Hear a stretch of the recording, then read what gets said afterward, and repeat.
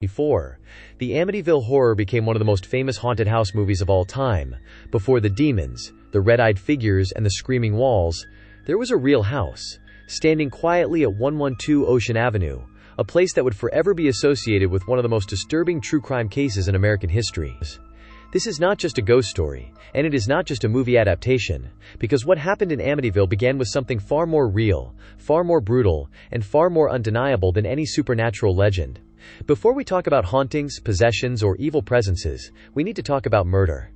If you enjoy deep dives into real horror cases, true hauntings, and the dark stories behind famous horror movies, make sure to like this video, subscribe to the channel, and turn on notifications, because every week we uncover the truth hidden behind the most terrifying legends ever told. Now let us go back to the night that started everything. On November 13, 1974, the quiet suburban town of Amityville, New York, woke up to a crime so horrifying that it would stain the town's name forever, when police entered the house at 112 Ocean Avenue and discovered 6 members of the DeFeo family shot to death in their beds. Ronald DeFeo Sr. and his wife Louise were found in their bedroom, while their 4 children lay dead in their own rooms, each killed by a single shot from a high-powered rifle, their bodies positioned in a way that immediately raised disturbing questions among investigators. What shocked police most was not only the brutality of the murders, but the eerie consistency of the crime scene, because every victim was found lying face down in bed, with no signs of struggle, no evidence of anyone attempting to flee, and no indication that neighbors heard gunshots during the killings. The weapon used was identified as a .35 caliber Marlin rifle, and ballistic evidence confirmed that all 6 victims were killed by the same gun, fired from close range, inside the house during the early hours of the morning. Ronald DeFeo Jr., the eldest son, initially claimed that the murders were carried out by a mob hitman, but his story quickly collapsed under police questioning, and within hours, he confessed to killing his entire family himself. As the investigation unfolded, DeFeo's statements became increasingly inconsistent, as he claimed to hear voices telling him to kill, later changing his account multiple times, sometimes insisting he acted alone, and at other times suggesting unseen forces were involved. Psychological evaluations later described DeFeo as unstable, violent, and deeply troubled, but even professionals struggled to explain how one person could murder 6 family members without waking anyone else in the house, or why none of the victims appeared to resist. These unanswered questions became the foundation upon which the Amityville legend would later be built. Ronald DeFeo Jr. was eventually convicted of 6 counts of second-degree murder and sentenced to life in prison, but the story did not end with the trial, because once the house was emptied, cleaned, and sold, its dark history was far from over. Just 13 months later, a new family would move into the same house, unaware that their lives were about to become part of a legend that would terrify the world. And this time, the horror would not come from a gun. Just over a year after the tragic DeFeo murders, George and Kathy Lutz, along with their 3 children, moved into 112 Ocean Avenue, a house that seemed ordinary from the outside, with its classic suburban facade and quiet street, but one whose history would soon make itself known in terrifying ways. From the very first night, the Lutz family claimed that they began experiencing phenomena that were impossible to explain, sensations that the family described as oppressive and malevolent, with cold spots moving through rooms, the sound of footsteps when no one was present, doors opening and closing on their own, and a feeling of being watched at all times. The family reported that the first signs were subtle at first: strange odors lingering in certain rooms, the inexplicable movement of small objects, and the children waking in the night, claiming to see shadows or hear voices calling their names. As the days passed, the occurrences escalated, with George Lutz reporting changes in his personality and behavior that were unlike him, such as sudden bursts of anger, irrational fear, and feeling a compulsion to leave the house at times, and Kathy describing an overwhelming sense of dread, particularly in the rooms where the DeFeo murders had taken place. By the end of the first week, the family began documenting the events, taking photographs, recording audio of unexplained noises, and keeping journals of the strange activity, noting in detail the patterns of disturbances and the timing of events, which often coincided with certain areas of the house, particularly the infamous third-floor room where some of the DeFeo children had been killed. The Lutz family's account, which would later form the basis of the book The Amityville Horror, also included chilling claims of red eyes appearing in windows at night, green slime seeping from walls, and invisible forces that would throw objects across rooms or slam doors with such force that the sound could be heard throughout the house. As the days continued, the family's fear intensified, and what had begun as isolated incidents soon became nightly terror, pushing the Lutz family to the brink of panic, ultimately leading them to abandon the house after just 28 days, leaving behind a home that had once been ordinary but had now become infamous worldwide. Even decades later, 112 Ocean Avenue remains a focal point for researchers, paranormal enthusiasts, and skeptics alike, because the blend of documented crime history and claimed supernatural activity created a story that has never ceased to captivate, horrify, and divide opinion. As the Lutz family settled into their new home, the subtle disturbances they had first noticed quickly escalated into something far more alarming and impossible to ignore, transforming what had seemed like an ordinary suburban house into a place of constant terror, with phenomena that tested the limits of explanation. George Lutz reported feeling an invisible presence that seemed to follow him from room to room, while Kathy spoke of being woken in the night by unseen hands pressing against her chest, and both children described seeing figures with glowing red eyes watching them from dark corners of the house, a vision that would become one of the most iconic images associated with the Amityville haunting. Objects began moving without any apparent cause. Doors slammed with violent force, windows rattled despite the absence of wind, and small items would appear in different locations from where they had been left, sometimes even being thrown across rooms with alarming precision, creating a sense that the house itself was alive and hostile.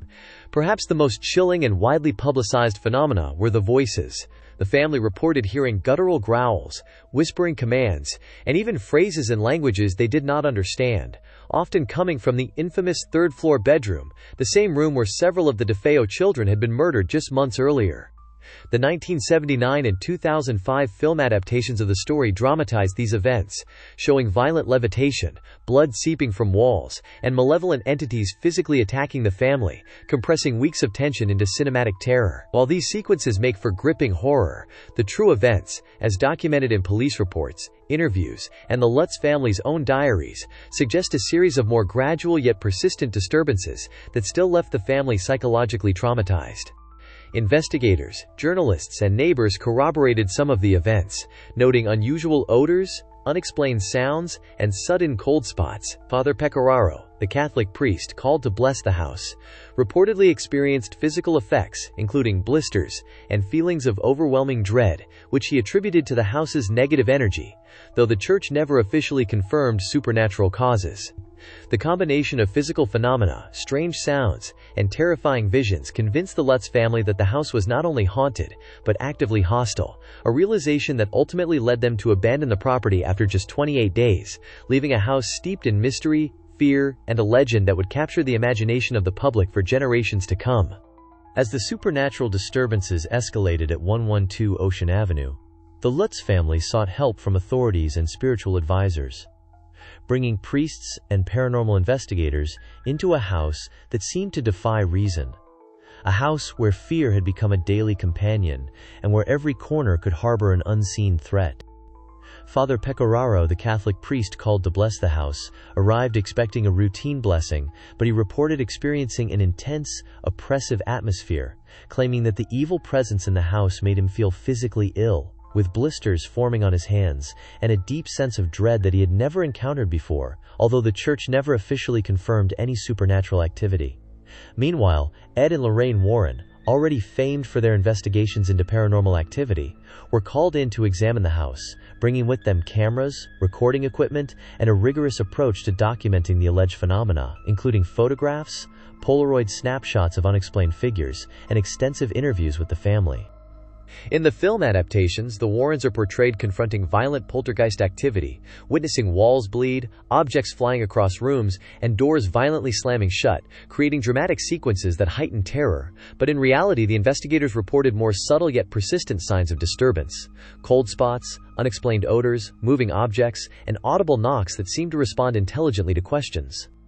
Neighbors and local authorities corroborated some of the phenomena, noting that strange sounds could be heard from outside the house, and journalists who visited the property recorded unusual occurrences that fueled the legend, although skeptics argued that many events could have been exaggerated or staged for attention.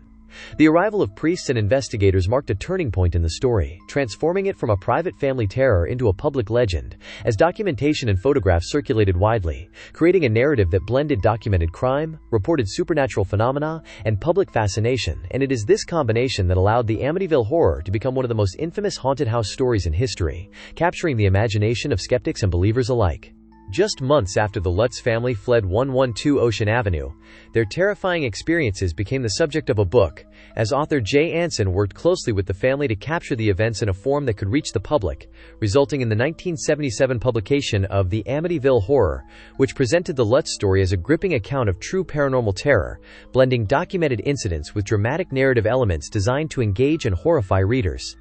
The book detailed every aspect of the alleged haunting, from the unexplained odors and cold spots, to the red-eyed figures seen in windows, the guttural voices that spoke through the children, and the objects that moved on their own, creating a story that was terrifying in its scope and meticulously organized to maximize suspense, a formula that would soon make it a bestseller and a cultural phenomenon. Following the book's release, the story quickly caught the attention of filmmakers, who saw the potential to translate the Lutz family's experiences into cinematic horror, resulting in the 1979 movie adaptation directed by Stuart Rosenberg, which amplified the supernatural elements, introduced visual dramatizations of violent poltergeist activity, and presented the haunting in ways far more extreme than those reported by investigators, yet maintained enough connection to the original events to create a sense of authenticity. While the commercial success brought fame to the story, it also introduced controversy, as skeptics and journalists questioned the accuracy of the events described in Anson's book, pointing out inconsistencies in the Lutz accounts, such as exaggeration of the phenomena, possible fabrication of certain events, and collaboration with lawyers to create a more compelling narrative for readers, a process that highlighted the fine line between documenting true horror and crafting a commercially successful story. Despite the questions of embellishment, the book and subsequent film cemented the Amityville story in popular culture, transforming a house that had been the site of unspeakable tragedy into a symbol of both fear and fascination, inspiring sequels, documentaries, and ongoing investigations that continue to explore the boundary between reported supernatural activity and sensationalized storytelling. The commercial success of the book also ensured that the legend would endure, influencing generations of paranormal enthusiasts, filmmakers, and writers, and creating a legacy in which the line between truth and fiction remains as haunting and elusive as the house itself. While the story of the Amityville Horror captured the imagination of millions, it has also been one of the most debated and controversial hauntings in modern history, with skeptics, journalists, and even some paranormal researchers questioning the authenticity of the Lutz family's account and raising doubts about the existence of supernatural activity in the house. From the very beginning, inconsistencies appeared in the story, as investigators noted that certain phenomena described by the Lutz family, such as doors moving on their own, objects flying across rooms, and voices speaking through children, could not be independently verified, and some claims were contradicted by neighbors, previous owners, and police officers who had entered the house following the DeFeo murders. Further controversy arose when it was revealed that George and Kathy Lutz had discussed selling their story to authors and lawyers before publishing, raising the possibility that parts of the haunting were exaggerated or even fabricated for commercial purposes. Journalist John G. Fuller and researcher Hans Holzer both suggested that some of the reported activity may have been staged, and skeptics argue that the 28-day timeline conveniently coincided with media and publishing opportunities, casting doubt on the veracity of the tale. Nevertheless, the family maintained until their deaths that some form of paranormal activity did indeed occur, and their accounts, while disputed, contain elements that cannot be fully explained, including police reports noting strange sounds, priests experiencing discomfort, and unexplained phenomena documented in photographs and recordings. This duality between believers and skeptics has ensured that the Amityville story remains one of the most intriguing and polarizing paranormal cases in history, creating a legend that is part documented crime, part disputed haunting, and entirely a cultural phenomenon, a story that continues to spark debate decades after the events themselves. Even with doubts, the narrative's impact on popular culture is undeniable. It inspired sequels, inspired films, and influenced generations of ghost stories and paranormal investigations, demonstrating that the power of fear and legend can sometimes be as strong as truth itself. Decades after the Lutz family fled 112 Ocean Avenue, the house at Amityville has continued to fascinate, terrify, and divide opinion, standing as a symbol of both human tragedy and the enduring allure of the paranormal. A place where documented crime, alleged supernatural activity, and popular culture converge to create a legend that refuses to fade. The house itself changed hands multiple times, with new owners attempting to live normal lives, yet reports persisted of its eerie reputation, strange occurrences, and the lingering shadow of the DeFeo murders, a reminder that the history of a place can leave an imprint far beyond the physical structure.